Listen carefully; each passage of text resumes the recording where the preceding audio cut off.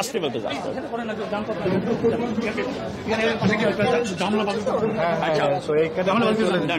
ভাই সাউন্ড এইখান থেকে চলে যাচ্ছে ভাই, এটা কি করতেছেন আপনি? এটা হাত আচ্ছা আচ্ছা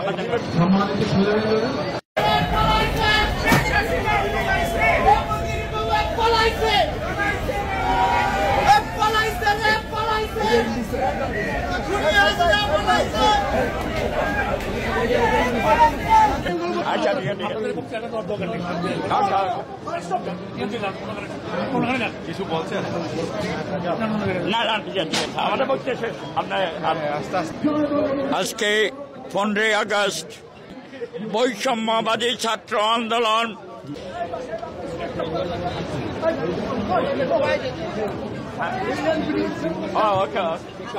আচ্ছা এখন আসতে বলতে যাচ্ছে।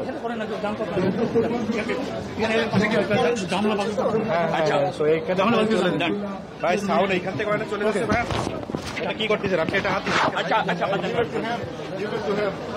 ভাই আপনি এটা হাত দিলেন কেন? ভাই কিছু বলবেন?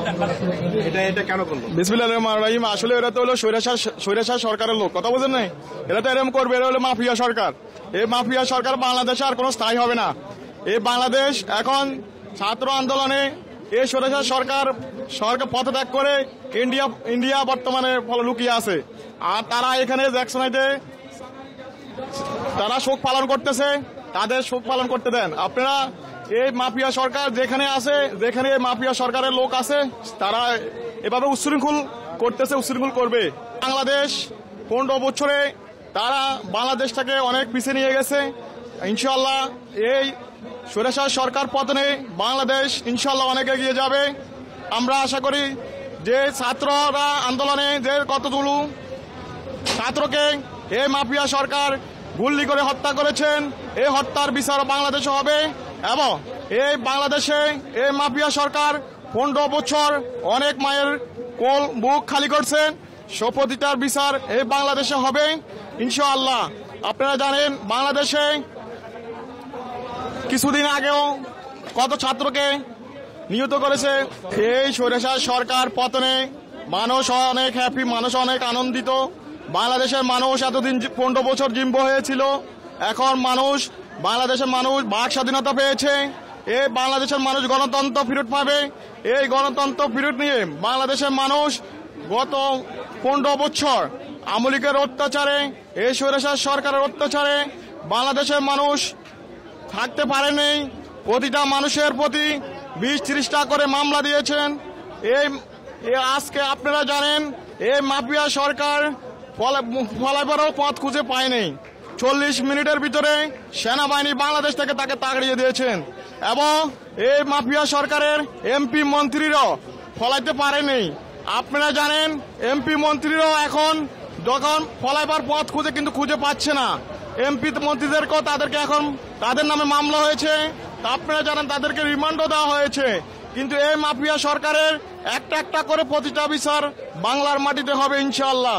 এটা করছে তারা। তো আপনি তো একজন সম্পাদক, তা আপনি তো আসলে মানুষের থেকে খবর তারা যেভাবে আপনার এদিকে আসছে বা আপনার মাইকটা ভেঙে নিয়ে যেতে চাইছিল, কিন্তু আপনি হাত দিয়ে নেওয়ার কারণে তা আপনার মাইকটা ভাঙতে পারেনি।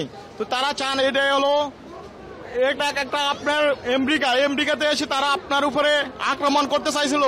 আর বাংলাদেশে মানুষের কথা বললে মানুষকে কি করে সেটা তো আপনারা জানেন। মানুষ এতদিন কথা বলতে পারেনি, মানুষের বাক স্বাধীনতা ছিল না। এখন মানুষ বাক স্বাধীনতা পেয়েছে, মানুষের কথা বলার অধিকার পেয়েছে, মানুষ এটাই আনন্দিত।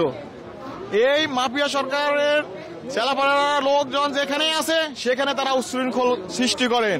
তো ইনশাআল্লাহ উচ্ছৃঙ্খলা থাকবে না।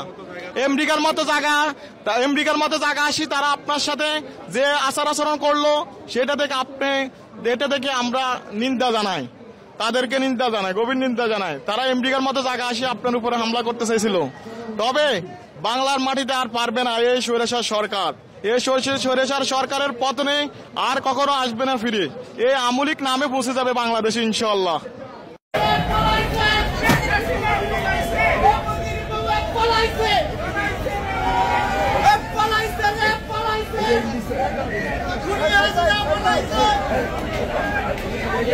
করুন।